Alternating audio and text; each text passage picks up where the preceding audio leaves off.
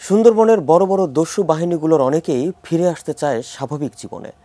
সুন্দরবনের উপর নির্ভরশীল মানুষরা বলছেন যে কোনো মূল্যে সুন্দরবনকে নিরাপদ করা জরুরি। তারাও দস্যুদের আত্মসমর্পণের সুযোগ দেওয়ার দাবি জানিয়েছেন। জেলা বাওয়ালিরা বলছেন সুন্দরবনকে দস্যুমুক্ত করা গেলে লাখ লাখ দরিদ্র মানুষের জীবনে স্বস্তি আসবে। সুন্দরবন ঘুরে এসে মহসিনুল হাকিমের অনুসন্ধানী রিপোর্ট, সঙ্গে ছিলেন মংলা প্রতিনিধি নিজামুদ্দিন, ক্যামেরায় ছিলেন সোহেল রানা। ৩৫টা অস্ত্র আছে।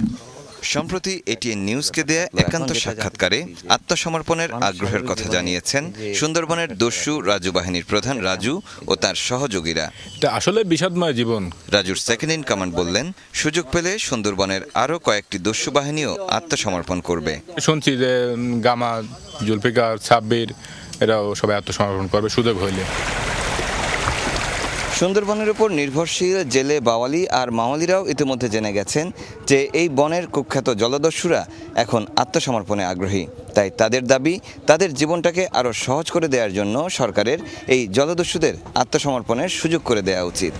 এই ডাকাতদের হাতে প্রতিনিয়ত নির্যাতনের শিকার হচ্ছেন সুন্দরবনের উপর নির্ভরশীল জেলে বাওয়ালি আর মাওয়ালিরা। বড় বড় মাছ ব্যবসায়ীদেরও তাদের চাঁদা দিয়েই চলতে হচ্ছে। আমাকে বলা হয় যে জঙ্গলে গেলে কোনো আর হবে না, কোনো টাকা পয়সা লাগবে না। সরকার যদি এই ছাড়টুক দেয়, তো এই জন্য আমার মনে হয় ক্রাইম আস্তে আস্তে মনে হয় শেষ পতন হয়ে যাবে। তারা করবে। আপনার কাছে খবর এরকম? হ্যাঁ, এরকম খবর আমাদের এইখানে থাকি লোকজনের কাছে এখানে তো বাহিনী আছে, আমাদের চাইলে তো হ্যাঁ আছে আছে রাজু বাহিনী, জলফু বাহিনী আছে, তো গামা আছে, সাব্বির আছে। হ্যাঁ, সবাই কি সবাই চাচ্ছে, মানে রাজু ও জলপু এরা চাচ্ছে যে যাতে আপনার এই যদি সরকার সাধারণ ক্ষমা দেয় তাহলে তারা আত্মসমর্পণ করবে এবং তারা ভালো হবে।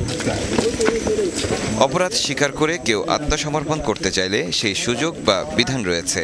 স্থানীয় প্রশাসনের মাধ্যমে সরকারের কাছে আবেদন জানাতে পারেন যে কেউই। ওরা যদি আনুষ্ঠানিকভাবে কোনো আবেদন যদি জানায়, আমি এখান থেকে এটা ডিস্ট্রিক্ট ম্যাজিস্ট্রেট বা জেলা প্রশাসকের মাধ্যমে সরকারের উপরের মহলে এটা আমি প্রেরণ করতে পারি।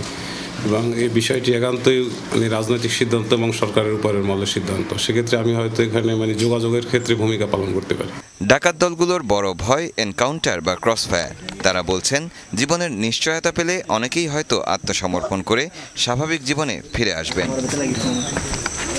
মহসিনুল হাকিম, এটিএন নিউজ, সুন্দরবন।